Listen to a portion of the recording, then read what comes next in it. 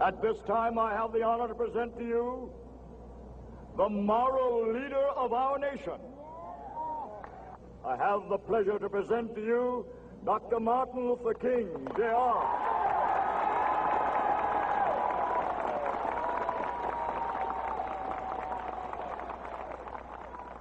I am happy to join with you today in what will go down in history as the greatest demonstration for freedom in the history of our nation.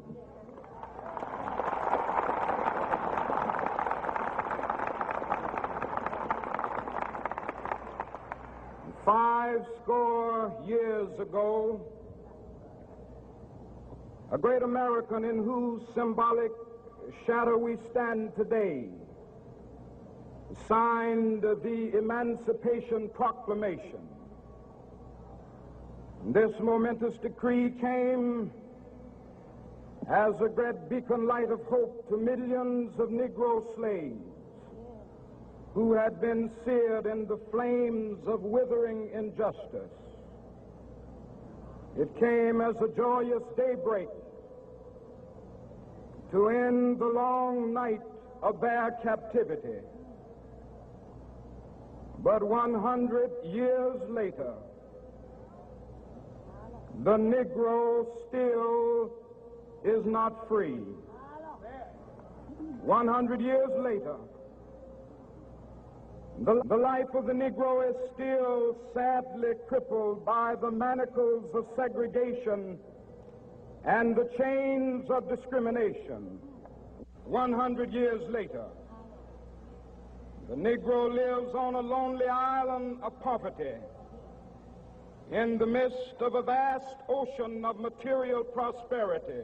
100 years later, the Negro is still languished in the corners of American society and finds himself in exile in his own land. And so we've come here today to dramatize a shameful condition. In a sense, we've come to our nation's capital to cash a check. When the architects of our republic wrote the magnificent words of the Constitution and the Declaration of Independence, they were signing a promissory note to which every American was to fall heir.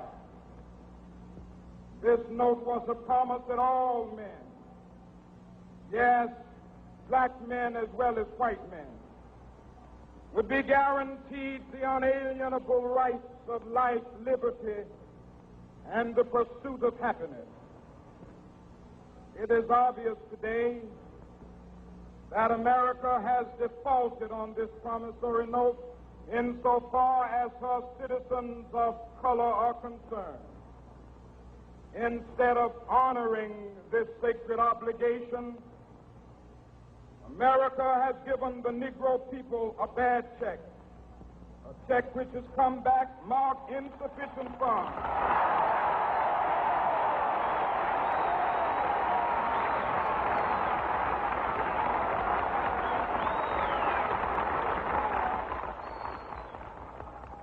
But we refuse to believe that the Bank of Justice is bankrupt. We refuse to believe that there are insufficient funds in the great vaults of opportunity of this nation. So we've come to cash this check, a check that will give us upon demand the riches of freedom and the security of justice.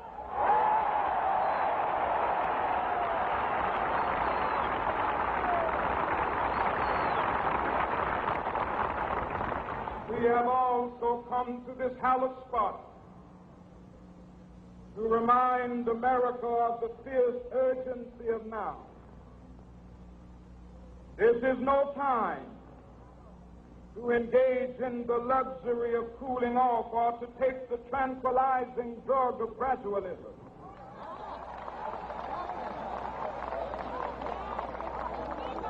Now is the time to make real the promises of democracy. Now is the time to rise from the dark and desolate valley of segregation to the sunlit path of racial justice. Now is the time to lift our nation from the quicksands of racial injustice to the solid rock of brotherhood. Now is the time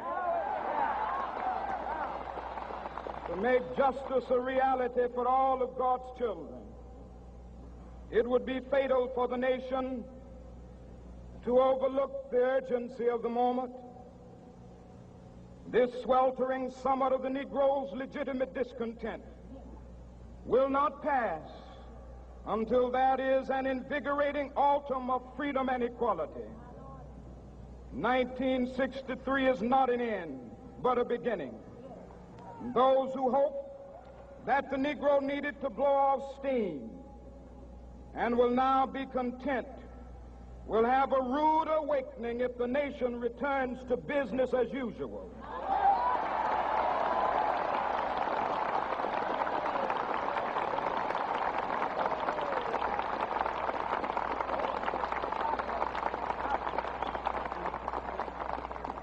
There will be neither rest nor tranquility in America until the Negro is granted his citizenship rights. The whirlwinds of revolt will continue to shake the foundations of our nation until the bright day of justice emerges. But that is something that I must say to my people who stand on the warm threshold which leads into the palace of justice. In the process of gaining our rightful place, we must not be guilty of wrongful deeds. Let us not seek to satisfy our thirst for freedom by drinking from the cup of bitterness and hatred.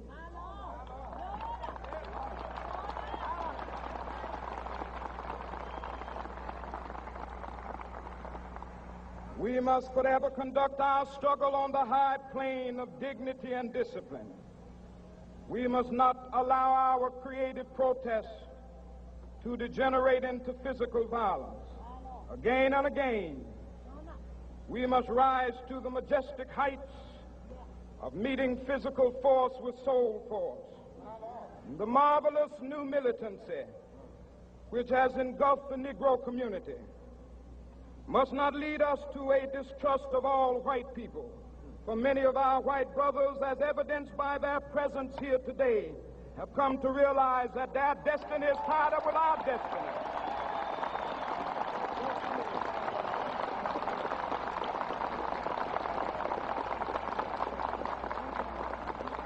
And they have come to realize that their freedom is inextricably bound to our freedom. We cannot walk alone. And as we walk, we must make the pledge that we shall always march ahead. We cannot turn back. There are those who are asking the devotees of civil rights, when will you be satisfied? We can never be satisfied as long as the Negro is the victim of the unspeakable horrors of police brutality. We can never be satisfied as long as our bodies, heavy with the fatigue of travel, cannot gain lodging in the motels of the highways and the hotels of the cities.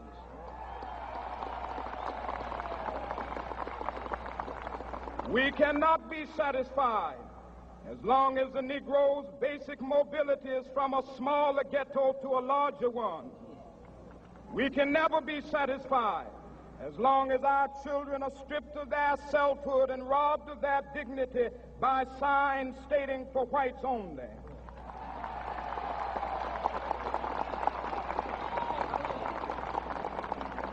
We cannot be satisfied as long as a Negro in Mississippi cannot vote and a Negro in New York believes he has nothing for which to vote.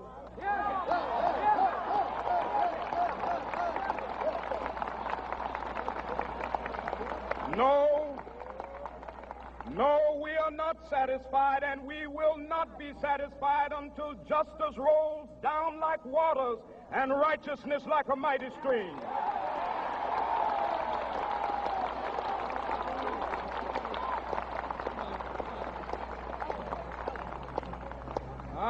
not unmindful that some of you have come here out of great trials and tribulations. Some of you have come fresh from narrow jail cells.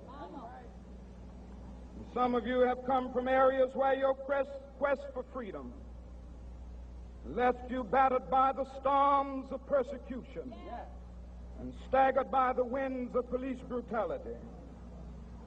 You have been the veterans of creative suffering. Continue to work with the faith that unearned suffering is redemptive. Go back to Mississippi. Go back to Alabama. Go back to South Carolina. Go back to Georgia.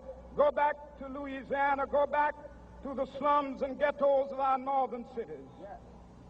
Knowing that somehow this situation can and will be changed. Let us not wallow in the valley of despair. I say to you today, my friend,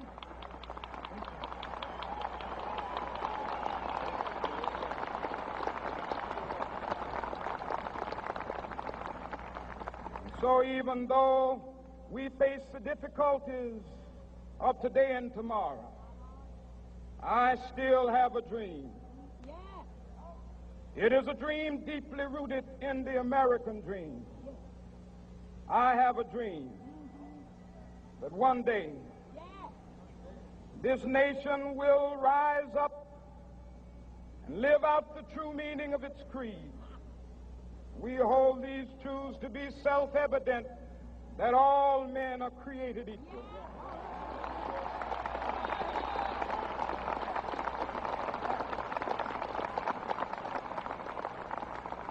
I have a dream that one day on the red hills of Georgia, the sons of former slaves and the sons of former slave owners will be able to sit down together at the table of brotherhood. I have a dream that one day, even the state of Mississippi, a state sweltering with the heat of injustice, sweltering with the heat of oppression, will be transformed into an oasis of freedom and justice. I have a dream that my 4 little children will one day live in a nation where they will not be judged by the color of their skin, but by the content of their character. I have a dream today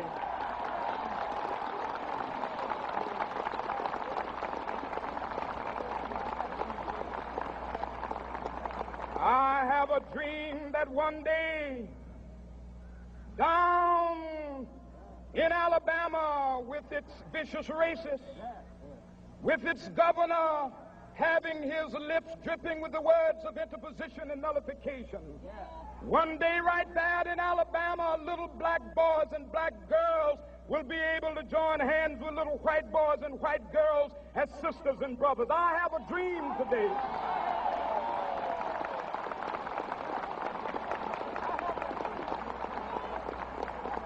I have a dream that one day every valley shall be exalted, and every hill and mountain shall be made low, the rough places will be made plain, and the crooked places will be made straight, and the glory of the Lord shall be revealed, and all flesh shall see it together.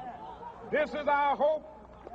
This is the faith that I go back to the South with. With this faith, we will be able to hew out of the mountain of despair a stone of hope. With this faith, we will be able to transform the jangling discords of our nation into a beautiful symphony of brotherhood.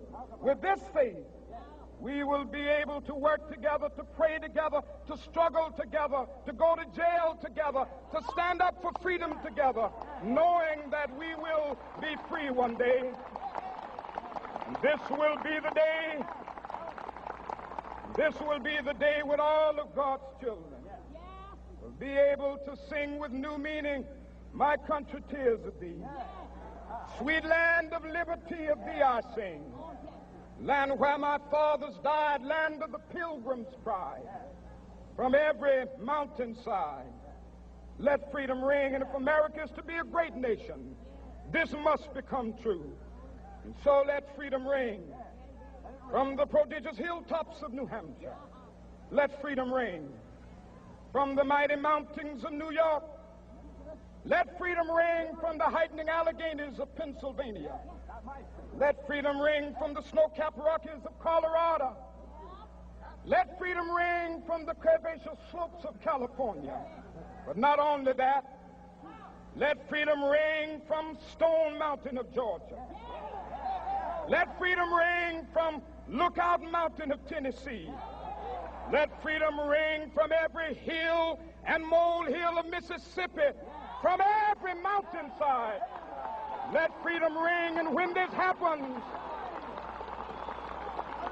and when we allow freedom ring, when we let it ring from every village and every hamlet, from every state and every city, we will be able to speed up that day when all of God's children, black men and white men, Jews and Gentiles, Protestants and Catholics, will be able to join hands and sing in the words of the old Negro spiritual, free at last, thank God Almighty, we are free at last.